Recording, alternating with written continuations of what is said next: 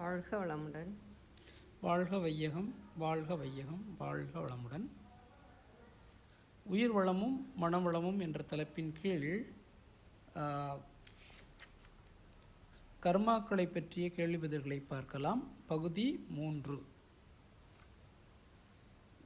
வினை பதிவுகளின் வகைகள் எத்தனை?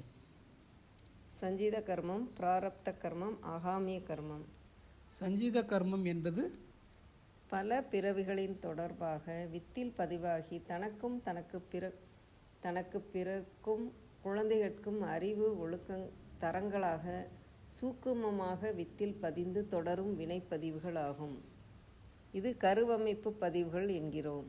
பிராரப்த கர்மம் என்பது பிராரப்த கர்மம் என்பது மேலடுக்கு பதிவுகள். தான் பிறந்து வாழும் காலத்தில் செய்யும் வினை விளைவுகளின் பதிவுகள் ஆகும். ஆகாமிய கர்மம் என்பது சஞ்சீத கர்மமும் பிராரப்த கர்மமும் இணைந்து ஆன்மா இச்சை வயப்பட்டு புதிய வினைகளை செய்வது ஆகாமிய கர்மம். புறமன இயக்க பதிவுகளால் புலன்களில் அமைவனவாகும். அறிவாட்சி தரம் என்பது கருவமைப்பு பதிவுகளும் மேலடுக்கு பதிவுகளும் சேர்ந்து ஒரு மனிதனின் அறிவாட்சி தரமாக அமைகின்றது.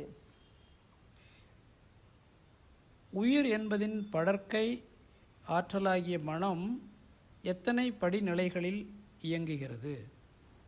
மனம் அறிவாக இயங்கும் 10 படிநிலைகளாகும். அவை உணர்ச்சி, தேவை, முயற்சி, செயல், விளைவு, அனுபோகம், அனுபவம், ஆராய்ச்சி, தெளிவு, முடிவு.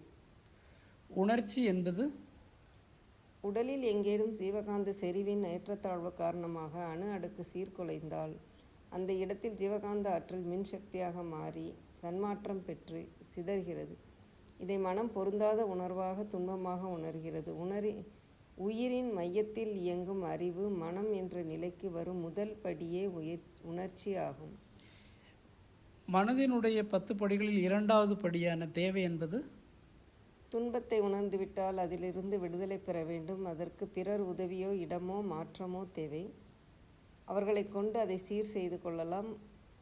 ஆகவே பொருளை கொண்டு நபரை கொண்டு எந்த செயலின் மூலம் அதை சரி செய்ய முடியுமோ அதை நாடுகின்றோம். இதை தேவை என்று சொல்கின்றோம். மனதின் 10 படிகளில் 3வது படியாகிய முயற்சி என்பது தேவை என்பதற்கு ஓரளவு அழுத்தம் வந்தவுடன் தேவையை பூர்த்தி செய்ய முயற்சி தோன்றுகிறது. மனம் முயற்சியை மேற்கொள்கிறது. மனதின் 10 படிகளில் 4வது படியாகிய செயல் என்பது முயற்சியின் காரணமாக செயல் மலர்கிறது. கை, கால் முதலிய கருவிகளை கொண்டு தேவையை அடையச் செய்கிறது.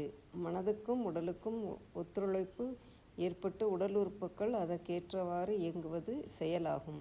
மனதின் 10 படிகளில் 5வது படியாகிய விளைவு என்பது செயலிலிருந்து இயற்கையின் ஒழுங்கமைப்பின்படி விளைவு ஏற்படுகிறது. இன்பம், துன்பம், மகிழ்ச்சி, கவலை என்று ஏதோ ஒரு விளைவு உண்டாகிறது. மனதின் 10 படிகளில் 6வது படியாகிய அனுபோகம் என்பது விளைவை இன்பமாகவோ துன்பமாகவோ உணரும் நிலை அனுபோகம் ஆகும். உயிராற்றல் செலவால் ஏற்படும் மாற்றம் அனுபோகம். மனதின் 10 படிகளில் 7வது படியாகிய அனுபவம் என்பது அனுபோக பதிவாகி மறுநாளோ பல நாள் கழித்து கூட நினைக்கும் போது இந்த செயல் செய்தேன், இந்த விளைவு உண்டாயிற்று என்று உணர்ந்து கொள்வதுதான் அனுபவம். இப்போது இருப்பதை உணர்வாக ஏற்பது அனுபோகம். முன்பு நடந்ததை நினைப்பது அனுபவம். அனுபோகம் என்பது வேறு, அனுபவம் என்பது வேறு. மனதின் 10 படிகளில் 8வது படியாகிய ஆராய்ச்சி என்பது செய்த செயலையும் அதனால் உண்டான விளைவையும் கொண்டு இனி ஆற்ற உள்ள செயலை எவ்வாறு ஆற்றுவது என்று சிந்திப்பது ஆராய்ச்சி. மனதின் 10 படிகளில்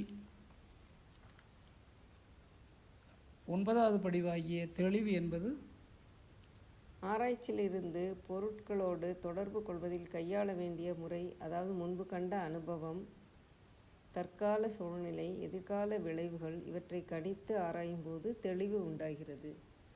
10வது படியாகிய முடிவு என்பது தெளிவிலிருந்து இப்படித்தான் என்ற ஒரு முடிவு உண்டாவதே 10வது படியாகும். பழக்கப்பதிவும் மற்றும் விளக்கப்பதிவும் விளக்குக. உணர்ச்சி, தேவை, முயற்சி, செயல், விளைவு, அனுபோகம், அனுபவம். இந்த 7 படிநிலைகளும் உடற்கருவிகள் இயங்கி பழக்கப்பதிவுகளாக செயல் பதிவுகளாக ஆகின்றன. ஆராய்ச்சி, தெளிவு, முடிவு என்ற 3 படிநிலைகள் மூளை சிற்றறைகளை கொண்டு அறிவு இயங்கி விளக்கப்பதிவுகளாகின்றன. முதல்ல உள்ள 7 படிநிலைகள் பழக்கப்பதிவுகளாகவும் அடுத்து கடைசியில் உள்ள 3 படிநிலைகள் விளக்கப்பதிவுகளாகவும் உள்ளன. எல்லா உயிர் இனங்களுக்கும் பொதுவாக உள்ள மனதின் படிகள் யாவை? உணர்ச்சி, தேவை, முயற்சி, செயல், விளைவு, அனுபோகம், அனுபவம் இவை மனிதன் உட்பட எல்லா உயிரினங்களுக்கும் பொதுவான படிநிலைகள் ஆகும். மனிதனுக்கு மட்டுமே உரித்தான படிநிலைகள் யாவை? ஆராய்ச்சி, தெளிவு, முடிவு என்பவை மனிதருக்கு மட்டுமே உரியவை ஆகும். விளக்கப்பதிவுகள் எப்பொழுது செயல்படத் தொடங்கும்? 12 வயதிற்கு மேல்தான் விளக்கப்பதிவுகள் சிறிது சிறிதாக செயல்படத் தொடங்குகின்றன. ஒவ்வொருவரிடமும் இயற்கையாகவே விளக்கப்பதிவுகளை விட பழக்கப்பதிவுகளவே வலுப்பெற்றுள்ளன. ஒரு குழந்தை பிறந்ததிலிருந்து புலன்கள் மூலமாகவும் உடல் உறுப்புகள் மூலமும் பழக்கப்பதிவுகள்தான் செயல்படுகின்றன. பழக்கத்திற்கும் விளக்கத்திற்கும் இடையே போராடும் ஜீவன்தான் மனிதன் என்பது வேதாத்திரியம் கூறும் மனித இலக்கணம். விளக்குக.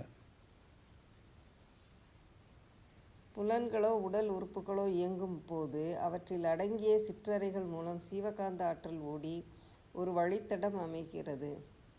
உடலில் உற்பத்தி ஆகிக்கொண்டே இருக்கும் ஜீவகாந்தம் மீண்டும் ஓடும்போது முன்பு ஓடிய பாதையிலேயே ஓடும். அப்போது அதே செயலை செய்ய மனதிற்கு ஆர்வம் உண்டாகி செயலாகிறது. எனவே பழக்கத்திற்கும் விளக்கத்திற்கும் இடையே போராடும் ஜீவன்தான் மனிதன் என்று வேதாத்திரியம் மனிதனுக்கு இலக்கணமாக கூறுகிறது.